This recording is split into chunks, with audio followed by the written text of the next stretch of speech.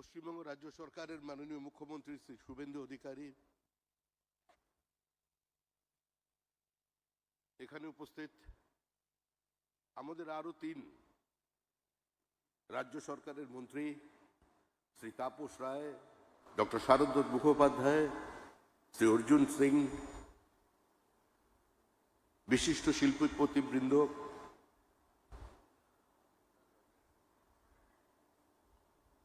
Industry secretary এবং আরো যারা এখানে উপস্থিত হয়েছেন। দেখুন, লাক্স পরিবারের কর্ণধার অশোক টোডি একদিন আমার বাড়ি সকালবেলা এলেন, এসে বললেন যে আমরা ভেবেছিলাম পশ্চিমবঙ্গে আর আমরা এক্সপ্যানশন করব না, আমার 10 লক্ষ স্কোয়ার ফিটের ইন্ডাস্ট্রি আছে, আমি সেটা আরো 15 লক্ষ বাড়াতে চাই। এখন আমরা ভারতবর্ষে প্রথম,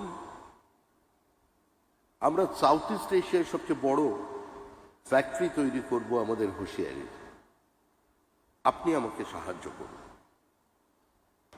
আমি ওনাকে বললাম, আপনি ভুল ঠিকানায় এসেছেন, আমি তো দলের কথা বলতে পারি, সরকারের কথা নয়। আপনি তাপস রায়ের কাছে যান, আপনি মুখ্যমন্ত্রী শুভেন্দু অধিকারীর কাছে যান, আমি তো দলের প্রতিনিধিত্ব করছি। শুধু অশোক টোডি নন, মেজিয়ায় যে স্টিল প্ল্যান্ট হবে উনিও প্রথম আমার কাছে এসেছেন। এটা খুব একটা গৌরবের বিষয় নয় আমার জন্য বা পশ্চিমবঙ্গের জন্য। সমস্ত শিল্পপতিরা আমাদের দলীয় কার্যালয়ে আসছেন, তারপর তারা যাচ্ছেন নবান্নে। কারণ কি?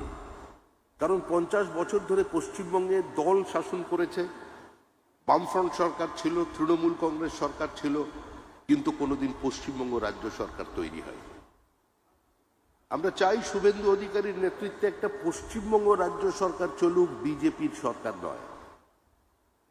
দলীয় প্রতীক নিয়ে একটা সরকার তৈরি হয়েছে, আপনারা আশীর্বাদ করেছেন, ভোট দিয়েছেন, কিন্তু দল সরকারকে নিয়ন্ত্রণ করবে, সরকারের সমস্ত বিল দল তৈরি করে দেবে, সরকারের গতিমুখ দল নিয়ন্ত্রণ করবে। এই যে আমরা একটা রাজনৈতিক সমাজের বাসিন্দা হয়ে গেছি, তার থেকে আমাদের মুক্তি চাই।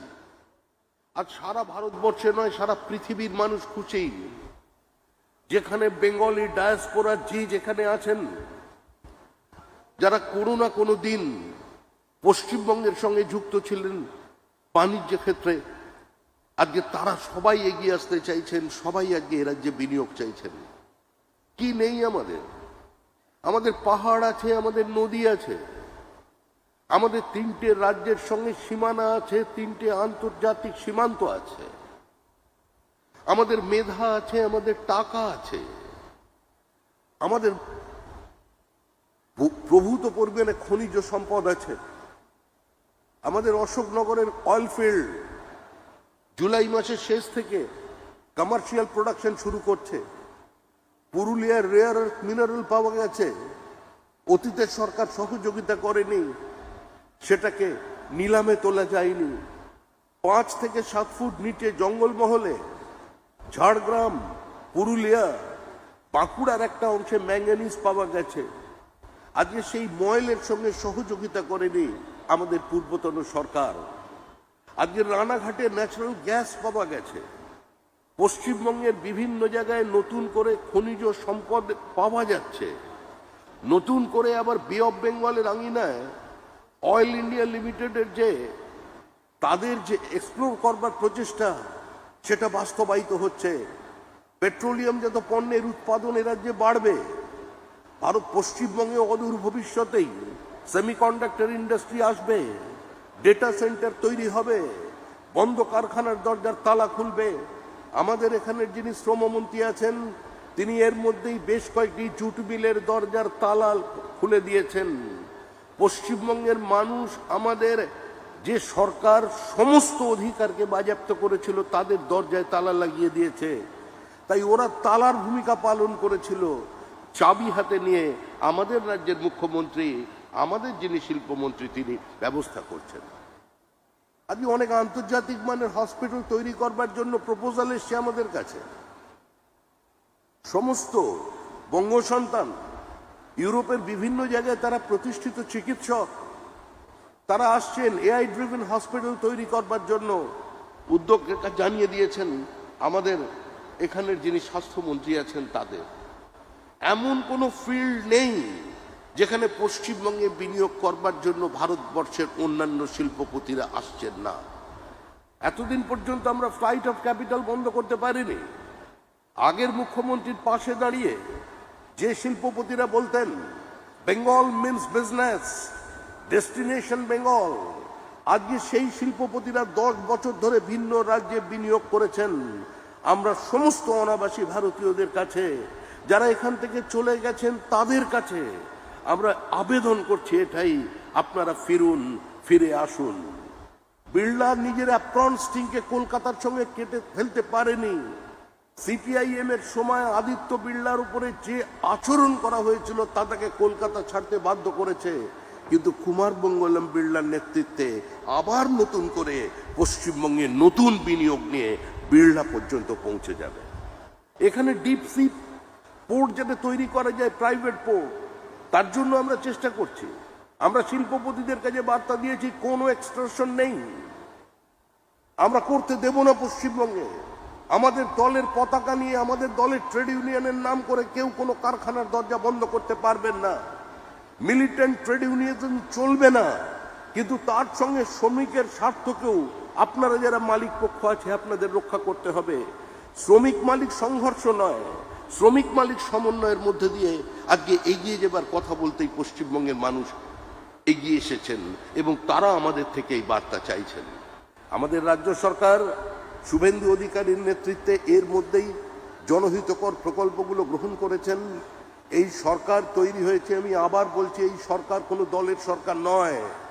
দলমত নির্বিশেষে কোনো পলিটিক্যাল হস্টিলিটি, পলিটিক্যাল ভেন্ডেটাকে দূরে সরিয়ে রেখে এই সরকার পশ্চিমবঙ্গের শিল্পায়নের লক্ষ্যে কাজ করবে, কাজ করে চলেছে এবং আগামী 1 বছরের মধ্যে 2 মাস অতিক্রান্ত, খালি আর 10 মাস পরে পশ্চিমবঙ্গের মানুষ বুঝতে পারবেন পশ্চিমবঙ্গের শিল্পের সমস্ত ছবি বদল করে দেবে এই সরকার। অতীতে আমরা অনেক স্লোগান শুনেছি, কৃষি আমাদের ভিত্তি, শিল্প আমাদের ভবিষ্যৎ। তারপরে শুনলাম শিল্প আর কৃষি হাসি আর খুশি 2 বোন। এই 2 বোন কোথায় চলে গেছে আমরা জানি না। পশ্চিমবঙ্গের কৃষকদের এখনো সম্পূর্ণভাবে ইরিগেশনের আওতায় আনা সম্ভব হয়নি। সেচযুক্ত জমির পরিমাণের মধ্যে খুব একটা বেশি বামফ্রন্ট পরিবর্তন আনতে পারেননি। আজকে আমাদের সামনে অনেক চ্যালেঞ্জ আছে।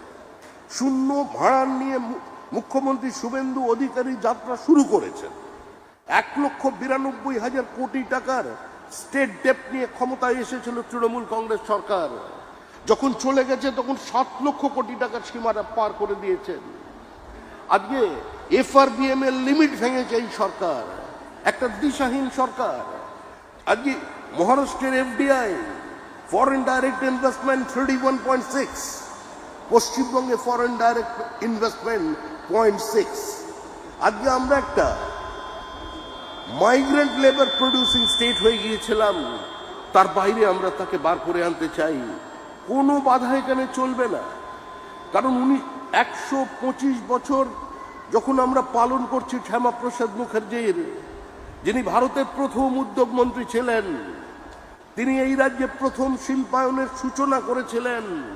আর তার 125 বছর পর তার জন্মদিন আমরা উদযাপন যখন করেছি কদিন আগে, তখন আমাদের শিল্পমন্ত্রী তাপস রায় এখানে নতুন শিল্পায়নের চেষ্টা করছেন শুভেন্দু অধিকারীর নেতৃত্বে।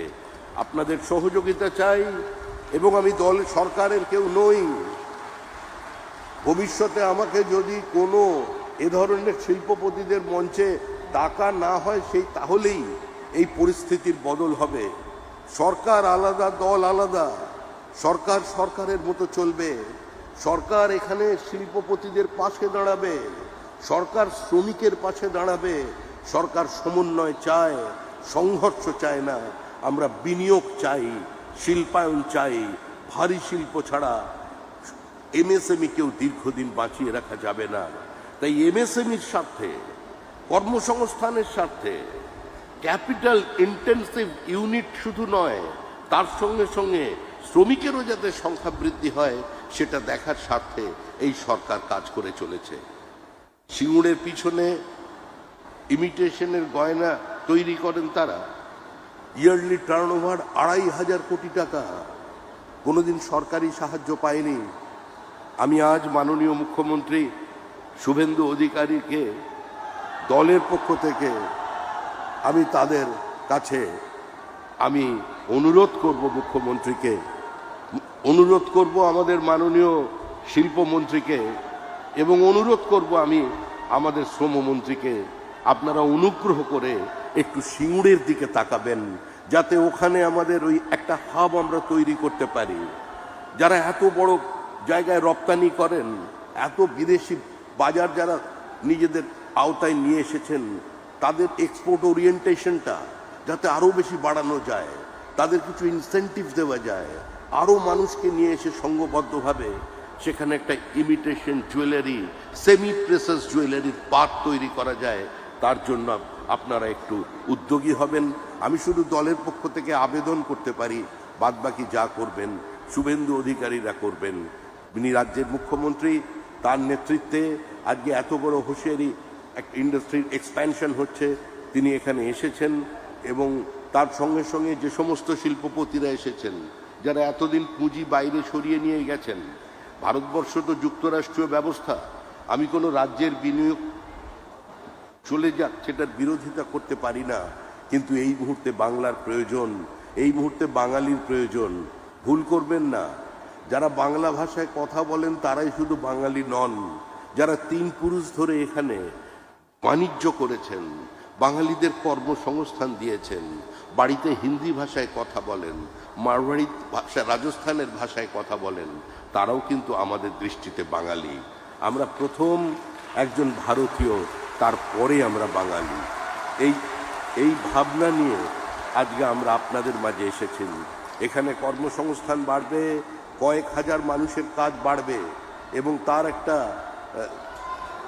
উইন্ডফল গেইন আছে। সামগ্রিক অঞ্চলে আপনাদেরও এখানে মানুষের আর্থসামাজিক অবস্থার পরিবর্তন হয়ে যাবে। নতুন যুগের সূচনা হয়ে গেছে, মানুষ নতুন করে পশ্চিমবঙ্গকে চিনতে চাইছে, মানুষ পুরনো পশ্চিমবঙ্গের শিল্পায়ন ফিরে পেতে চাইছে, মানুষ আবার ধোঁয়া দেখতে চাইছে, মানুষ তরুণ তরুণীর জীবনে গতি দেখতে চাইছে। এই অবস্থা থেকে মুক্তি চাই, তাই নিজেদের প্রজন্মের স্বার্থেই সবাই এগিয়ে আসুন। সমস্ত শিল্পপতিদের কাছে আহ্বান করছি, আপনারা আমাদের কাছে, আমাদের সরকারের পাশে দাঁড়ান। সরকার আপনাদের সঙ্গে হাতে হাত মিলিয়ে কাজ করতে প্রতিশ্রুতিবদ্ধ। এই সরকার পশ্চিমবঙ্গ রাজ্য সরকার, কোনো দলের সরকার নয়। অতীতে কে কার হয়ে কাজ করেছেন, অতীতে কে কার মঞ্চে দাঁড়িয়ে কি বক্তৃতা করেছেন, ওগুলো এই সরকার মনে রাখবে না। অতীতে কে দাঁড়িয়ে বলেছেন যে এত ভালো শিল্প বান্ধব পরিস্থিতি নাকি পশ্চিমবঙ্গে আগে কোনো দিন ছিল না, এই প্রথম তারা এত ভালো পরিবেশ পেয়েছেন। এই কথাগুলো যারা বলেছেন তাদের চেহারা নাম আমাদের সকলেরই জানা, কিন্তু আমরা এগুলো মনে রাখতে চাই না, এগুলো সব ভুলে যান। সমস্ত রাজনৈতিক বিভাজনের ঊর্ধ্বে উঠে, ব্যক্তিগত ভালো লাগা না লাগার ঊর্ধ্বে উঠে আমরা এই রাজ্যে শিল্পায়ন চাইছি। পশ্চিমবঙ্গকে বাঁচাতে সবাই এগিয়ে আসুন, একযোগে এগিয়ে আসুন। ঘরের ছেলে ঘরের ভাত খাক, আর বাইরে যেন না যায়। 22,000 টাকা মাইনেতে চাকরি করছে গ্র্যাজুয়েট ইঞ্জিনিয়ার কলকাতার সেক্টর 5-এ। আজকে এই পরিস্থিতির বদল চাই, এই পরিস্থিতির বদল চাই। আর সেই বদল করে দিতে পারবেন আমাদের মুখ্যমন্ত্রী শুভেন্দু অধিকারী। তার নেতৃত্বে পশ্চিমবঙ্গে যে সরকার তৈরি হয়েছে, সেই সরকারের সাফল্য সবাই কামনা করছে। আমরা তো দলের প্রতিনিধি, শুধু আপনাদের কাছে এটুকুনি বলতে এসেছি যে নিশ্চিত থাকুন, টাটাও আসবে, বাটাও আসবে, রিলায়েন্সও আসবে, আদানিও আসবে, ইসরায়েল থেকেও বিনিয়োগ হবে, সিলিকন ভ্যালির বিনিয়োগ হবে, মিউনিক থেকে বিনিয়োগ হবে, লন্ডন থেকে বিনিয়োগ হবে। সারা পৃথিবীর শিল্পপতিরা, সারা পৃথিবীর অনাবাসী ভারতীয়রা তারা পশ্চিমবঙ্গে বিনিয়োগ করতে আসবেন। এত ভালো শিল্প বান্ধব প্রকৃতি বিধাতা কোনো রাজ্যকে দেয়নি যা পশ্চিমবঙ্গকে দিয়েছে, যেটা রক্ষা করতে বা যেটা এক্সপ্লোর করতে আমরা ব্যর্থ হয়েছিলাম। কিন্তু ব্যর্থতার দিন আর নেই। পশ্চিমবঙ্গকে এক জায়গায় 1 নম্বরে পৌঁছে দিতে হবে। আমাদের সুস্থ প্রতিযোগিতায় পিছনে সরিয়ে দিতে হবে মহারাষ্ট্র, গুজরাটকে, তার উপরে আমরা পৌঁছে যাব। এই স্বপ্ন নিয়ে আমাদের সরকার কাজ করে চলেছে।